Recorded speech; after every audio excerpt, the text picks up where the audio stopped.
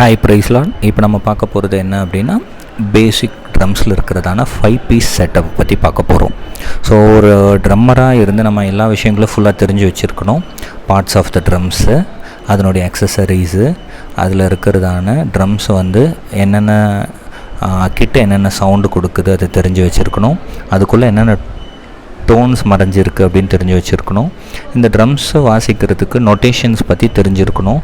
கண்டிப்பாக அதில் இருக்கிறதான சவுண்ட்ஸை வந்து எப்படி ஆர்டர் பண்ணியிருக்காங்கன்னா லைன்ஸ்லேயும் ஸ்பேஸஸ்லேயும். ஸோ இதுதான் ஃபஸ்ட் டைம் அப்படின்னா இது தெரிஞ்சுக்கோங்க. லைனில் இருக்கிறது ஒரு நோட்டை குறிக்குது, அதை ஒரு இன்ஸ்ட்ருமெண்ட்டை ப்ளே பண்ணணும்.